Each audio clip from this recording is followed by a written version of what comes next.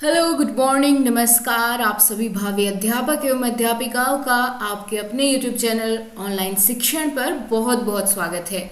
दोस्तों, आज हमारा टॉप 30 क्वेश्चंस की सीरीज में ये प्रैक्टिस सेट नंबर 5 है।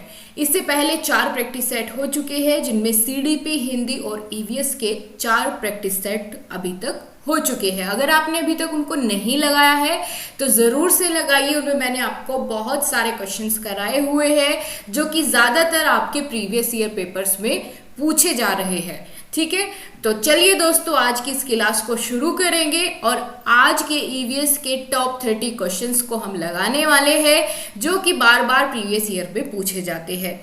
तो आप सभी लोग तैयार हो जाइए। 3 सेकंड का समय मैं आपको दूंगी और जल्दी से आपको कमेंट बॉक्स में अपना सही आंसर बताना होगा।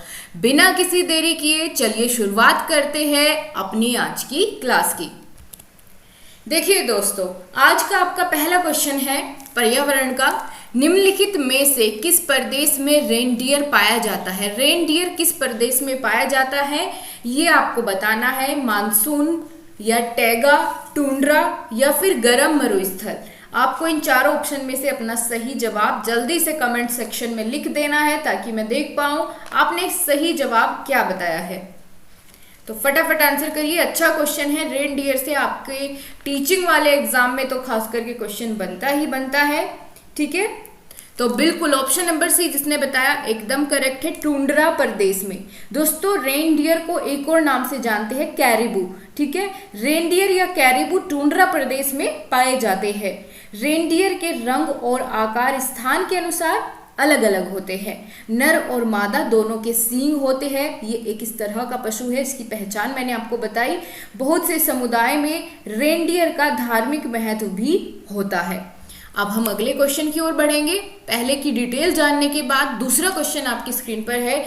निम्नलिखित में से कौन सा एक शीतोष्ण घास का मैदान नहीं है? दोस्तों, क्वेश्चन को ध्यान से देखना। इसमें पूछा है कौन सा नहीं है। चारों ऑप्शन आपके सामने है, डाउन्स, प्रेयरीज, पंपास, कंपास। तो बताइए, घास के मैदान से क्वेश्चन आपके टीचिंग एग्जाम में दोस्तों हमेशा आता है, चाहे वो आपका यूपी टेट हो या सुपर टेट हो। ठीक है, और चाहे सी टेट हो, यहाँ से भी क्वेश्चन आपका बनता ही बनता है। ठीक है, ये वो क्वेश्चंस है जो बहुत ही हाईलाइटेड टॉपिक से आपके निकल कर आते हैं, प्रीवियस ईयर में पूछे गए हैं। तो बताइए क्या होगा सही जवाब? शीतोष्ण घास का प्रदेश नहीं है, तो ये है आपका ऑप्शन नंबर डी। ये शीतोष्ण नहीं है बल्कि उष्ण कटिबंधीय है। तो वही यहाँ पर आपसे पूछा गया था। बाकी डाउन्स, प्रेरी और पंपास ये सभी कैसे है? शीतोष्ण घास के मैदान है। अच्छा, ये बताइए जो डाउन्स घास का मैदान है वो कहाँ पाया जाता है? ये पाया जाता है दोस्तों ऑस्ट्रेलिया में। ठीक है, कहाँ पाया जाता है? ऑस्ट्रेलिया में पाया जाता है। आपको स्थान भी याद रखना है कि कहाँ कौन सा घास का मैदान स्थित है। पंपास कहाँ मिलेगा? अर्जेंटीना में। प्रेयरी कहाँ है? यूएसए, कनाडा में। और कंपास घास का मैदान आपका कहाँ पड़ता है? इसका जल्दी से आप लोग बताइए, कंपास कहाँ पड़ेगा कमेंट सेक्शन में। ठीक है, आगे चलते हैं। अगला क्वेश्चन आपके सामने है। जनसंख्या के आकार के अनुसार वृहत्तम महाद्वीप कौन सा है जिसमें जनसंख्या सबसे अधिक हो? बड़ा आसान सा क्वेश्चन है और अच्छा भी है। दोस्तों, जनसंख्या के अनुसार पूछ ले या पूछ ले आपसे क्षेत्रफल के अनुसार, क्या मैं सही हूं? बिल्कुल। तो सबसे बड़ा कौन सा महाद्वीप है? एशिया महाद्वीप है। सबसे ज्यादा जनसंख्या भी यही है और क्षेत्रफल के अनुसार भी सबसे बड़ा महाद्वीप यही है। पूरे विश्व की लगभग 59% जनसंख्या जो है आपकी इस महाद्वीप पर निवास करती है। एशिया के बाद फिर दूसरे नंबर पर अफ्रीका आएगा, तीसरे नंबर पर यूरोप और चौथे नंबर पर उत्तरी अमेरिका। ठीक है, अब चलिए नेक्स्ट क्वेश्चन की ओर। भारत में थारू जनजाति कहाँ निवास करती है? थारू जनजाति कहाँ निवास करेगी? चारों ऑप्शन में से फटाफट बता दीजिए। उत्तराखंड में, झारखंड में, थार मरुस्थल में या उत्तर प्रदेश के तराई क्षेत्र में? बताइए जल्दी से। बहुत बढ़िया। दोस्तों, मैंने आपको जब जनजातियों के बारे में पढ़ाया था तो तब मैंने आपको इस चीज़ के बारे में डिस्कस किया था। तो इसका सही जवाब होगा उत्तर प्रदेश के कौन से तराई क्षेत्र में पाई जाती है भारत में थारू जनजाति। आगे चले, वैसे देखिए थोड़ी थोड़ी सी क्वांटिटी में तो ये इनमें भी मिलेगी, उत्तराखंड में भी मिलती है, लेकिन ज़्यादा कहाँ है, उत्तर प्रदेश के तराई क्षेत्र में। आगे चले, अगला क्वेश्चन है भिलाई इस्पात संयंत्र स्थित है। इंपॉर्टेंट है दोस्तों, जहां पर आपके 5 ईयर प्लान पूछे जाते हैं वहां भी ये क्वेश्चन बनता है और जनरल साइंस में भी ये क्वेश्चन आपसे पूछा ही जाता है, तो दोनों तरीके से ये आपका इंपॉर्टेंट क्वेश्चन बनता है। भिलाई इस्पात कारखाना कहाँ है, जल्दी से बता दीजिए। भिलाई इस्पात कारखाना, क्वेश्चन नंबर 125 का आंसर आप लोगों ने बताया क्या, छत्तीसगढ़ में। बहुत अच्छा आपने जवाब दिया। और ये दूसरी पंचवर्षीय योजना के दौरान जो है ये सारे के सारे जो इस्पात कारखाने हैं भिलाई, राउरकेला, ठीक है, ये स्थापित किए गए थे। तो कहाँ है भिलाई इस्पात कारखाना, छत्तीसगढ़ में है। और यह भारत का पहला इस्पात उत्पादक संयंत्र भी है, ठीक है। इसकी स्थापना हुई थी कब, 1955 में। किसकी हेल्प से, सोवियत संघ की हेल्प से, ठीक है। तो ये भी आप इसके साथ साथ ध्यान रखिएगा। अगला क्वेश्चन है भारत में महिलाओं के लिए आरक्षण की व्यवस्था जो है वो कहाँ है। बहुत अच्छा क्वेश्चन है। इसके साथ साथ आपको ये भी बताना है दोस्तों कि महिलाओं के लिए कितने प्रतिशत आरक्षण दिया जाता है, ठीक है। ये भी जल्दी से बता दीजिए मुझे, कितना प्रतिशत आरक्षण महिलाओं को दिया जाता है। अब ये जो आरक्षण है वो मंत्रिमंडल में मिलेगा, पंचायती राज संस्था में मिलेगा, या फिर लोकसभा में, या फिर विधानसभा में। तो क्वेश्चन नंबर 126 का आंसर आप लोग बताइए। दोस्तों देखिए, एकदम सही जवाब आपने दिया। पंचायती राज संस्थाओं में महिलाओं को कितना, 33% आरक्षण दिया जाता है। और पंचायती राज संस्था का जो गठन हुआ था वो कौन से संविधान के तहत, कौन से संविधान संशोधन के तहत हुआ था, यही व्यवस्था कब से लागू हुई थी, तो दोस्तों हुआ था 73वां संविधान संशोधन, ठीक है। 73वां संविधान और संशोधन, 73वां संविधान संशोधन हुआ था 1992 में, ठीक है। और ये लागू कब से हो गई थी पंचायती राज व्यवस्था, पंचायती राज व्यवस्था लागू हो गई थी 24 अप्रैल से, इसीलिए 24 अप्रैल को पंचायती राज दिवस मनाया जाता है। 24 अप्रैल 1993 से इसकी शुरुआत हो गई थी। कौन से संविधान संशोधन के तहत, 73वें संविधान संशोधन 1992 के तहत, ठीक है। 11वीं अनुसूची में इसको संविधान में जगह दी गई है। तो इतनी जानकारी इसके साथ आपके लिए काफी है, इससे बाहर नहीं पूछेगा, ठीक है। आगे चले, अगला क्वेश्चन है किसी राज्य के राज्यपाल की नियुक्ति के लिए कम से कम क्या उम्र होनी चाहिए, बताइए। कम से कम उम्र कितनी होनी चाहिए अगर आपको किसी राज्य का राज्यपाल बनना है। तो इसका सही जवाब आप लोग बताएंगे। बहुत अच्छा क्वेश्चन है और आसान भी है, ठीक है। फ्री के नंबर आपको दिला के जाएगा। तो इसका सही जवाब क्या है, 50 वर्ष, 30 वर्ष, 35 वर्ष या 45 वर्ष। तो ऑप्शन सी एकदम करेक्ट है, 35 वर्ष। राज्यपाल पूछे या आपसे पूछे उपराष्ट्रपति, ठीक है, उपराष्ट्रपति, इसके लिए भी 35 वर्ष उम्र होनी चाहिए। और अगर आपसे पूछता है राष्ट्रपति, तो राष्ट्रपति जी के लिए भी 35 वर्ष उम्र होनी, आपकी न्यूनतम उम्र होनी जरूरी होती है। प्रधानमंत्री की अगर पूछे तो 25 वर्ष, ठीक है। तो इस तरीके से आपका यहाँ पर पूरा का पूरा ध्यान रखना है आपको, 30 वर्ष। आगे चले, अगला क्वेश्चन है सूची 1 और 2 का सम्मेलन करते हुए सही कोट चुने। आपको इन दो को रिलेट करना है कि भारतीय संघ इसमें से किसमें संबंधित है, राज्य किससे संबंधित है, नगर निगम का हेड कौन होता है, ग्राम पंचायत का हेड कौन होता है। देखिए, अगर आपको बाकी किसी का नहीं पता है तो जो पता है पहले उसको चुनिए। ग्राम पंचायत का सरपंच होता है। मुझे नहीं लगता कि कोई भी प्रशिक्षु ऐसा होगा, कोई भी एस्पिरेंट ऐसा होगा जिसको ये बात ना पता हो कि ग्राम पंचायत का प्रमुख कौन होता है, सरपंच होता है, ठीक है। इसके बाद देखो, नगर निगम का होता है मेयर। ये भी मेरे ख्याल से ज्यादातर लोग जानते होंगे कि नगर निगम का हेड कौन होता है, मेयर होते हैं। अब इसी से सबसे पहले हम यहाँ पर अपना ऑप्शन लगाने की कोशिश करेंगे। सी का डी कौन से ऑप्शन में मिलेगा, यहाँ पर देखिए ए में ही मिला हुआ है। और सी डी का क्या है, बी है। तो यही वाला वैसे तो आपका ऑप्शन सही हो जाएगा, लेकिन बाकी भी जानते हुए चलिए। राज्य का प्रमुख कौन होता है, राज्यपाल होता है, और भारतीय संघ का तो प्रधानमंत्री। ठीक है, तो ये बड़ा आसान सा क्वेश्चन था, लेकिन थोड़ा सा अगर यहाँ पर आपको कंफ्यूजन भी रहता तो इस तरीके से आप एलिमिनेट करके भी इसको सही जवाब अपना लगा सकते हैं। अगले क्वेश्चन की ओर चलते हैं दोस्तों। अच्छा क्वेश्चन है कि अनुच्छेद 356 का प्रथम प्रयोग कब और कहां किया गया था। अनुच्छेद 356 का प्रयोग पूछा है, कब और कहां पर किया गया था। जल्दी से आंसर कर दीजिए। अनुच्छेद 356 में क्या है दोस्तों, अनुच्छेद 356 में लगता है आपका आपातकाल। कौन सा आपात, तो राष्ट्रपति शासन। ठीक है, राष्ट्रपति शासन, राष्ट्रपति शासन जो लगाया जाता है वो अनुच्छेद 356 के तहत लगाया जाता है।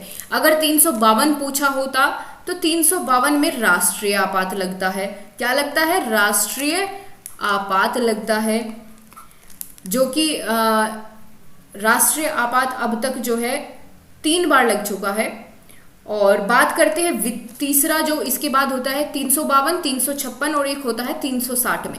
ठीक है, 360 में एक आपात होता है जिसका नाम होता है वित्तीय आपात, जो कि अभी तक एक बार भी इंडिया में नहीं लगा। ठीक है, वित्तीय आपात। ये तीनों आर्टिकल आपको याद रखने हैं। आर्टिकल 352 राष्ट्रीय आपात, 356 राष्ट्रपति शासन, 360 वित्तीय आपात। ठीक है, ये आपको थोड़ा सा यहाँ पर ध्यान रखना है। तो सबसे पहली बार राष्ट्रपति शासन कब लगाया गया था, इन चारों ऑप्शन के अकॉर्डिंग आप लोग यहाँ पर जल्दी से बता दीजिए। तो ये लगाया गया था आपका केरल में 1959 में।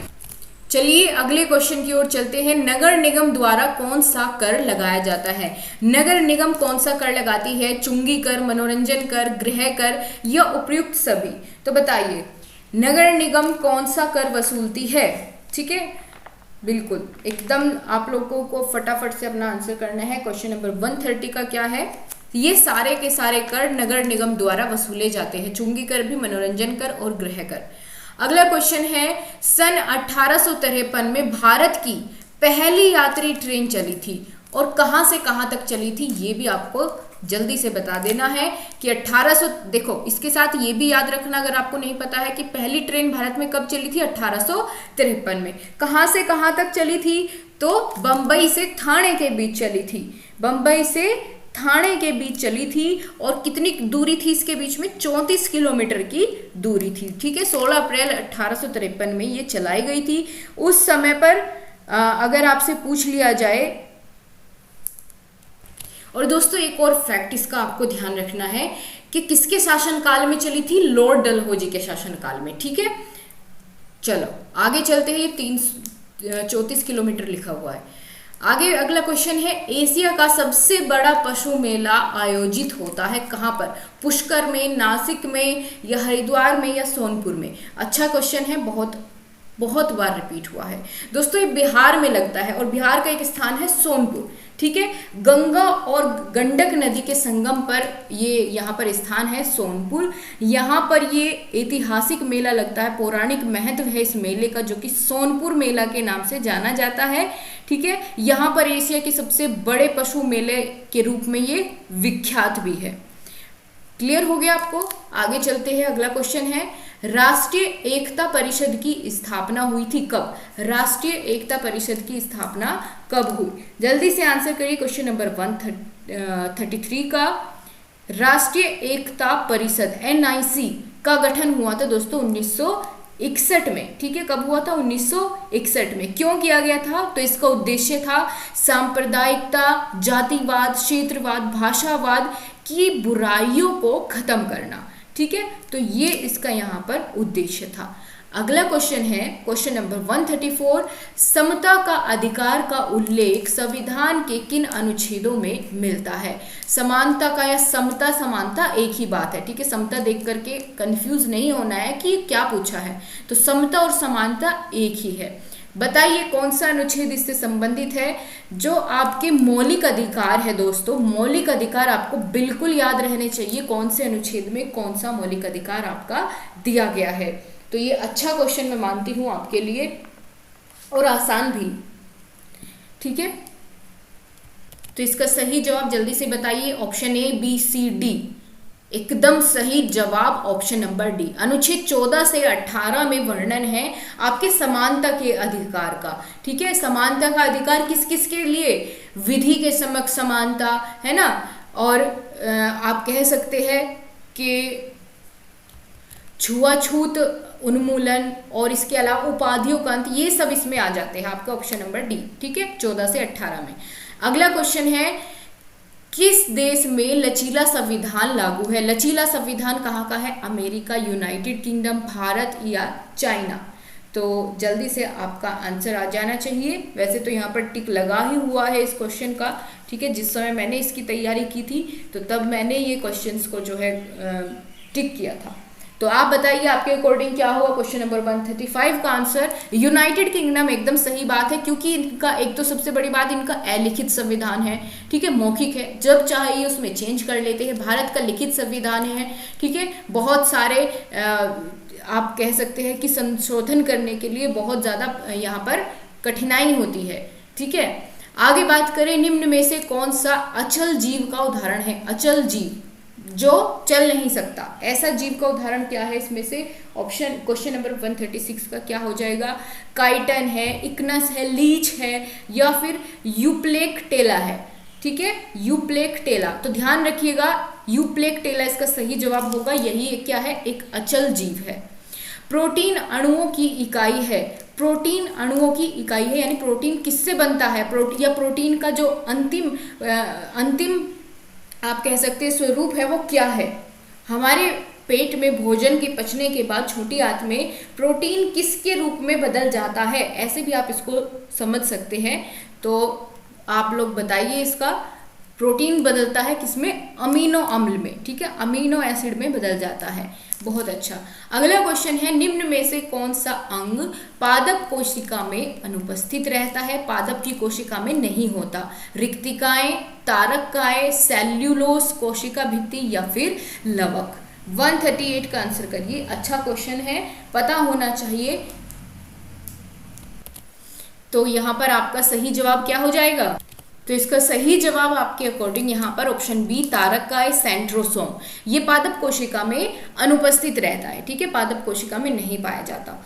अगला है क्वेश्चन आपके लिए, मनुष्य के शरीर की सबसे बड़ी ग्रंथि कौन सा है? कौन सी होती है? इंपॉर्टेंट क्वेश्चन है, बहुत बार पूछा जा चुका है और बहुत आसान भी है। बताइए, सबसे बड़ी ग्रंथि मानव शरीर की क्या होती है? यकृत होती है, यानी उसका लीवर। ठीक है दोस्तों। अगला क्वेश्चन है, उत्तर प्रदेश का राज्य पक्षी कौन सा होता है? गोरैया, तोता, सारस, क्रेन या फिर मोर? तो आप लोग बताइए, इसका सही जवाब क्या हो जाएगा? क्वेश्चन नंबर 140 का 3 सेकंड का समय आपके पास है और अच्छा क्वेश्चन है, तो इसका आंसर क्या हो जाएगा? बिल्कुल सही जवाब ऑप्शन नंबर सी, सारस या क्रेन। ठीक है। अगला क्वेश्चन है, पूर्वा किस अधिवास में शामिल है? पूर्वा किस अधिवास में शामिल है? रेखीय, नगरीय, उपखंडित या फिर ग्रामीण? ठीक है, आपके अकॉर्डिंग इसमें क्या हो जाएगा आपका सही जवाब? पूर्वा जो है वो किस अधिवास में शामिल है? तो ये ग्रामीण अधिवास में शामिल होते हैं। कौन सा ज्वालामुखी पर्वत है? ज्वालामुखी पर्वत बहुत फेमस नाम है और मेरे ख्याल से सबको इसके बारे में पता भी होगा। नहीं पता है तो अब पता चल जाएगा, कोई बात नहीं है। ठीक है, कौन सा ज्वालामुखी पर्वत है इन चारों में से? तो किलिमंजारो, बिल्कुल ध्यान रखना है आपको इसका नाम, किलिमंजारो। ठीक है, ये कैसा पर्वत है? ज्वालामुखी पर्वत है, ज्वालामुखी पर्वत है। ठीक है, याद रखिएगा कहाँ पर है ये? अफ्रीका में है। ठीक है, चले आगे। बिल्कुल आगे चलते हैं। अगला क्वेश्चन है आपके सामने, एलिफेंटा द्वीप अवस्थित है कहाँ है? एलिफेंटा द्वीप कहाँ है? ये आपको यहाँ पर बताना है। मुंबई तट, गंगा डेल्टा या कच्छ तट या फिर गोवा तट पर? क्वेश्चन नंबर 143 आप आंसर करिए। तो बिल्कुल दोस्तों, मुंबई तट पर, महाराष्ट्र में ही तो है एलिफेंटा की गुफाएं। अगर इतना भी आपको पता है तो भी आप बता पाएंगे कि मुंबई तट पर स्थित है एलिफेंटा द्वीप। अगला क्वेश्चन है, मानसूनी वन पाए जाते हैं जहां पर वर्षा होती है। कितनी वर्षा होती है मानसूनी वन में? या ऐसे भी आप कह सकते हैं कि मानसूनी वन किनको कहा जाएगा? जहां पर कितनी वर्षा होती हो। अगर इतने से इतने सेंटीमीटर के बीच बारिश हो रही है तो वे मानसूनी वन है। तो कैसे आप डिफाइन करेंगे? ऑप्शन नंबर दोस्तों यहाँ पर आपने 70 से 200 सेंटीमीटर तक अगर बारिश हो रही है वो कैसे वन है? मानसूनी वन होते हैं। ठीक है, कैसे? मानसूनी वन होते हैं। कार्बी एंगलोंग पठार विस्तार है कहाँ का? तिब्बत का, शान पठार का, प्रायद्वीप पठार का या फिर हिमालय का? बताओ। क्वेश्चन नंबर 145, कार्बी एंगलोंग पठार प्रायद्वीपीय पठार का विस्तार है। किसके? प्रायद्वीपीय पठार के विस्तार के। आपको दोस्तों अपना ये भी ध्यान रखना है कितने क्वेश्चन आप सही कर रहे हैं और उसका टोटल स्कोर आपको कमेंट सेक्शन में बिल्कुल बताना होगा। ठीक है, आगे बात करें तभी मुझे पता चल पाएगा कि आपके ऊपर कितनी मेहनत मुझे करनी है। नेक्स्ट क्वेश्चन है, संसार का सर्वाधिक समस्याकारी जलीय खरपतवार जिसे बंगाल का आतंक भी कहते हैं वह है। इसका नाम पूछा है कि बंगाल का आतंक इनमें से कौन सी घास को कहेंगे जो कि बहुत ज्यादा फैल जाती है। ठीक है, अब आप बताएंगे इसका सही जवाब। थोड़ा सा बहुत ही इसको आसान है याद रखना। देखती हूं आप लोग क्या जवाब देंगे। दोस्तों आपने देखा होगा कि कोई तालाब है, ठीक है, जिसमें पानी रुका हुआ है काफी लंबे समय से। आपने देखा होगा उसमें ग्रीन ग्रीन ऐसे जलकुंभी, जिसको कि शोक समुंदर भी बोलते हैं गांव की भाषा में। मुझे नहीं पता कि आप लोग इस नाम से परिचित है कि नहीं, लेकिन जलकुंभी तो आप लोग जानते होंगे। ठीक है, तो वो थोड़ी सी जगह पे शुरुआत होता है और पूरा तालाब को ढक लेता है ऐसे। उसके ऊपर बहुत सुंदर से फूल भी आते हैं, ऐसी बात नहीं है, लेकिन उसको बंगाल का आतंक कहा जाता है क्योंकि वो बहुत ज्यादा क्या करता है, जलीय जीवों को भी आप कह सकते हैं जलीय खरपतवार इसको कहा जाता है। और इसका इंग्लिश में नाम है या फिर इसका एक और नाम है एकोर्निया कोर्सिप्स। ठीक है, और जलकुंभी, हिंदी में हम इसको क्या कहते हैं? जलकुंभी। ये देखने में तो सुंदर लगता है लेकिन इसको है क्या? ये समस्याकारी जलीय खरपतवार है जो कि बहुत तेजी के साथ फैलता चला जाता है। ठीक है, आगे चले। वायरस के अजैविक होने का लक्षण क्या है? वायरस दोस्तों जैविक और अजैविक के बीच की कड़ी होती है। ठीक है, वो जीवित वाले उसमें गुण भी पाए जाते हैं और अजैविक वाले गुण भी। तो कैसे पता चलेगा कि अजैविक वाले लक्षण कौन से हैं वायरस के? ये आपको बताना है। ठीक है, अच्छा क्वेश्चन है। क्वेश्चन नंबर 147, दोस्तों अजैविक वाले लक्षण कैसे होंगे? जब वो क्रिस्टल के रूप में भी परिवर्तित हो सकता है तो वहां पर हम कह सकते हैं कि वो क्या है? अजैविक होने का लक्षण इसका ये है कि वो क्रिस्टल के रूप में भी परिवर्तित हो जाता है। नेक्स्ट क्वेश्चन है, पादप हार्मोन जो फलों को पकाने में सहायता करता है वो कौन सा हार्मोन है जो कि फलों को पकाने की मदद करता है? ठीक है,